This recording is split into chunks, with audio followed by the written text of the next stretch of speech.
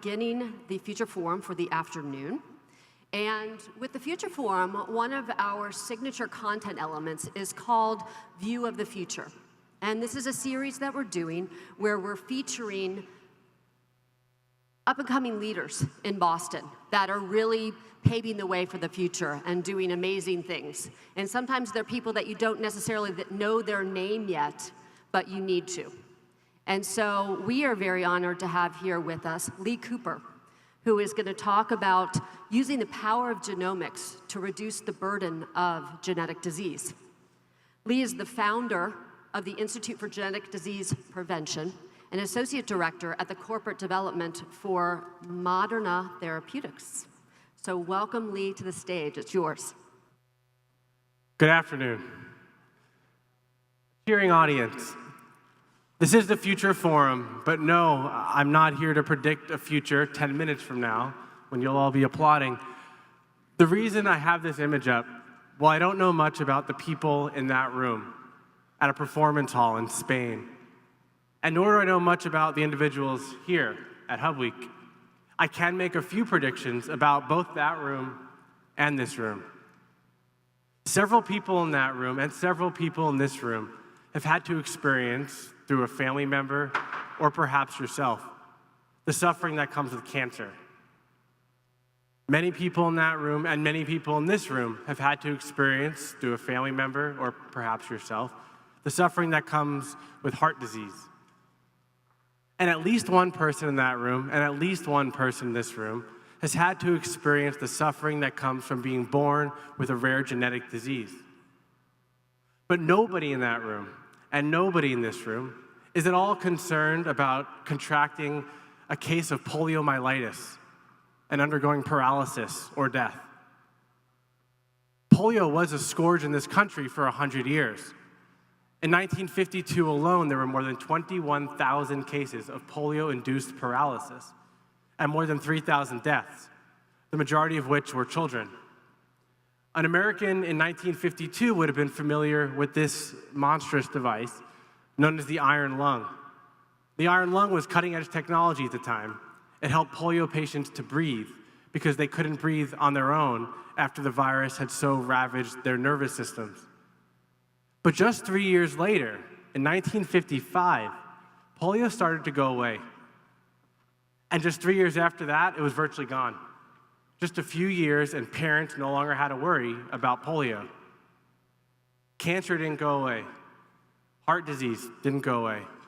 Cystic fibrosis, Tay-Sachs, hemophilia, they didn't go away.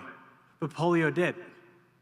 Polio went away thanks to the polio vaccine, which was brought to patients by a couple of passionate scientists and a non-for-profit organization called the March of Dimes. There was no new therapy. Rather, the vaccine was an innovation that could stop a disease before it could start. And with it, the social, economic, medical, and emotional costs of new cases of polio evaporated. I started thinking about polio because of a personal experience earlier this year.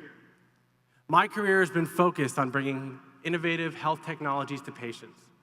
I was trained as a lawyer and as a management consultant, and now I work on the other side of the Longfellow Bridge, helping to build a biotech company in the heart of Kendall Square. But less than a year ago, on a Sunday night, I went to bed, hoping to get some much-needed rest for the work week ahead, and I didn't wake up in the morning. In my sleep, I had experienced a sudden cardiac arrest. My heart had stopped. 9 out of 10 people die in this situation, so I'm truly lucky to be alive. I survived and I recovered thanks to the emergency care of my wife and of an outstanding team at Tufts Medical Center. The reason I had a sudden cardiac arrest is because I have a rare genetic disease. My disease is called long QT syndrome, and until that night, it had been undiagnosed. My disease is one that leads to sudden infant death, or stillbirths, or high schoolers collapsing on the athletic field, never to wake again. Their hearts just stop, like mine did. But again, I was lucky, and I survived, and I recovered. And so I went from not only working on vaccines and rare disease drugs, but also to being a rare disease patient myself. Like many genetic diseases, mine arises out of a single mutation in my genome. Of the 3.5 billion letters of my DNA, there's a single typo. It's like taking a full copy of the Oxford English Dictionary and stacking it up on a bookshelf, doing that again, and then finding a single typo in a single letter buried in those pages. Upon becoming a rare disease patient, I felt intense anxiety, knowing that I could pass on that mutation, that typo, to my children. It felt to me like my kids would be getting a case of polio, but it would have come directly from me, their dad. And worse, it's a pre-existing condition, something I know about. It's a devastating feeling to knowingly pass on a disease. And this feeling's only going to get more common as diseases that we all have become increasingly defined by genetics. Genetics. We hear a lot about genetics, and especially here at the Future Forum. When I say the word genetics, what comes to your mind? The Human Genome Project and DNA sequencing, reproduction, sex, selfish gene, family. I imagine when I say gene or genetics or genomics, it brings to most of our mind some aspect of a biological inheritance that we all share with our families. It's an inheritance that's gaining increasing clarity thanks to the genomics revolution happening right here, right now. It's an inheritance that comes down from our grandparents to our parents, to us and our siblings. And most importantly, it's an inheritance that will continue on to our children into the future. And yet, medical practitioners and patients today are overwhelmingly using genetic information to look backwards.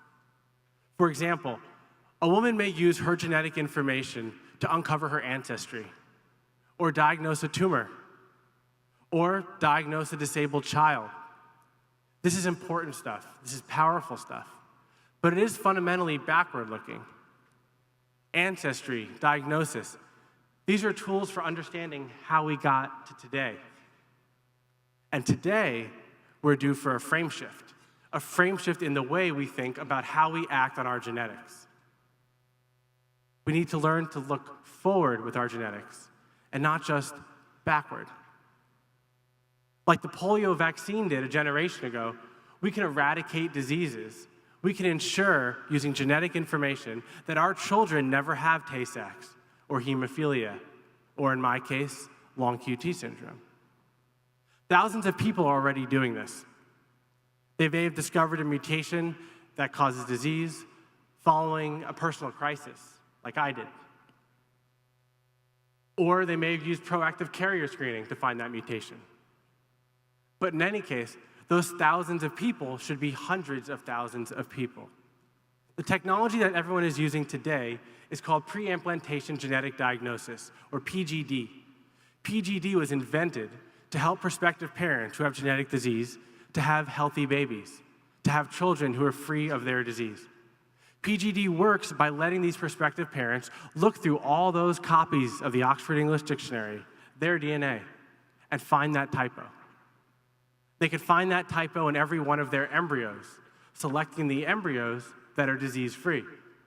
No editing, no changing, just setting aside those typos, keeping the volumes that are intact. And the technology is only improving, so why aren't we hearing more about people doing this, using genetics in this way to reduce the burden of disease? I've come across two prevailing reasons. The first is awareness. Awareness of the power of genetics to help us identify deadly disease, even in seemingly healthy people, like me. And second is a misperception of the actionability of genetic information. Genetic information can reduce disease. Again, applications like ancestry or diagnosis for a tumor, sequencing a tumor, diagnosing a sick child, these are very important and these are powerful. But as a matter of public health, we need to do a better job of communicating the way we can use information for forward-looking decision-making. We need to make sure that more people, that all people recognize the power of carrier screening for genetic disease. Awareness and action.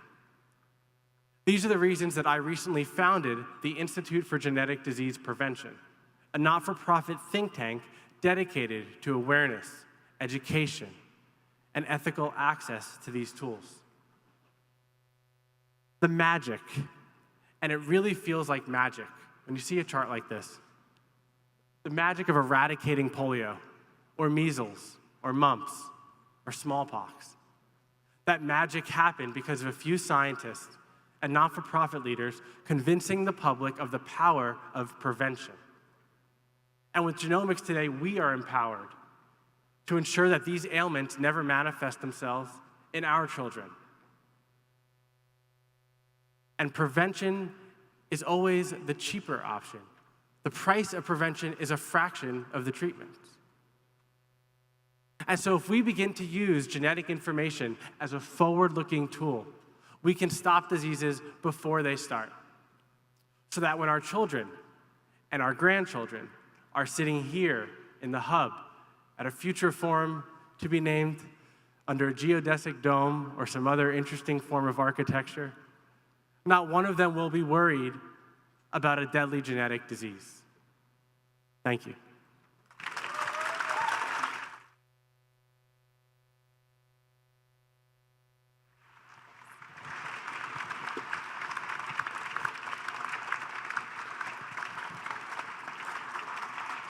Wow. That was really good. I love the reference on the typo. Has anyone heard that before? The reference to the, like, stacking all those encyclopedias together and then just finding one typo in that? I thought that was really novel and will stick with me. So I'd say we're really batting 1,000 on these views of the future that we're doing. So more coming up soon. So thanks a million, Lee. That was really great.